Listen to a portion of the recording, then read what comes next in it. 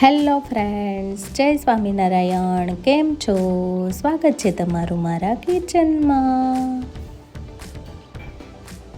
તો આજે હું તમારી સાથે લીલા નાળિયેરના મલાઈની આઈસ્ક્રીમ અને કેન્ડી કેવી રીતે બનાવવી તેની રેસીપી લઈને આવી છું. તો ચાલો આપણે લીલા નાળિયેરના મલાઈની આઈસ્ક્રીમ અને કેન્ડીની રેસીપી ચાલુ કરીએ. તો આપણે આઈસ્ક્રીમ બનાવવા માટે અહીંયા પહેલાં ગેસ ઉપર એક કઢાઈ લઈ લઈશું અને કઢાઈમાં આપણે લગભગ 1.5 લીટર જેટલું દૂધ ઉમેરીશું. જો અમૂલ ગોલ્ડની બોટલથી જોઈએ તો આપણે 3 બોટલ જેટલું દૂધ લઈ લઈશું.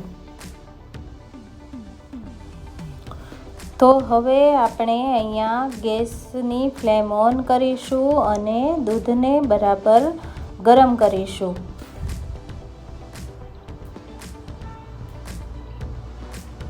અને દૂધને આપણે એક જ ડિરેક્શનમાં ચલાવતા રહીશું જેથી કરીને દૂધ નીચે બેસે નહીં. તો હવે તમે જોઈ શકો છો કે આપણું દૂધ ઉકળવા લાગ્યું છે અને ગરમ પણ થઈ ગયું છે.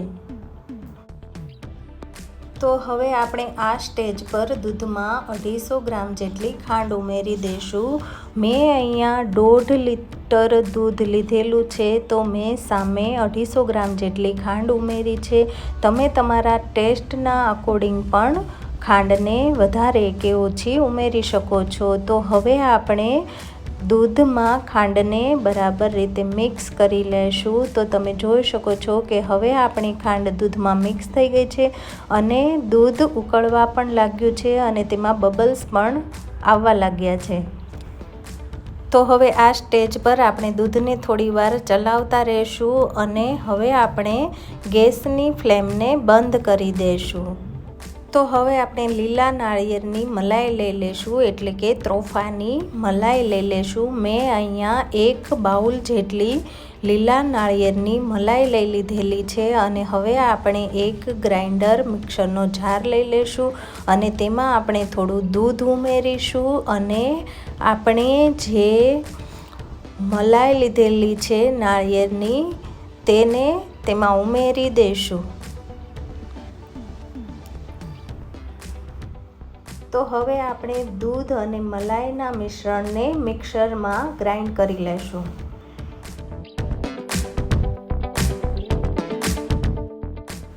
તો હવે તમે જોઈ શકો છો કે આપણા લીલા નાળિયેરની મલાઈ અને દૂધનું મિશ્રણ ગ્રાઇન્ડ થઈને રેડી થઈ ગયું છે અને એકદમ સ્મૂથ પેસ્ટ બની ગઈ છે.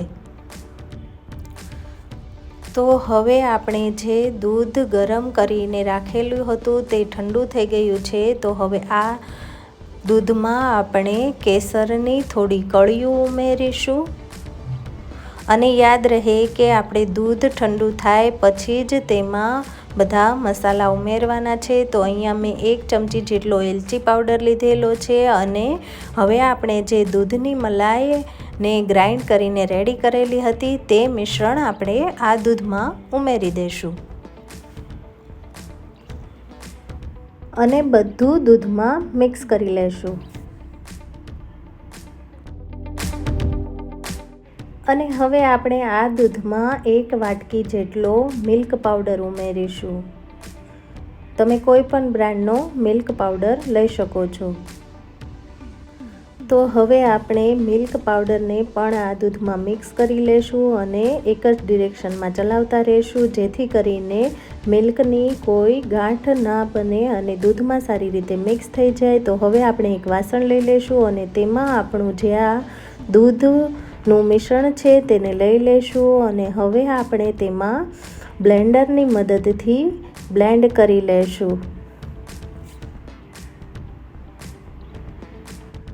તો હવે તમે જોઈ શકો છો કે આપણું દૂધનું મિશ્રણ બ્લેન્ડ થઈને રેડી થઈ ગયું છે. તો હવે આપણે આ મિશ્રણને લગભગ 6 થી 7 કલાક જેટલું ફ્રીઝરમાં રાખી દઈશું અને 7 થી 8 કલાક પછી આપણે તેને પાછું ફ્રીઝમાંથી કાઢી લઈશું.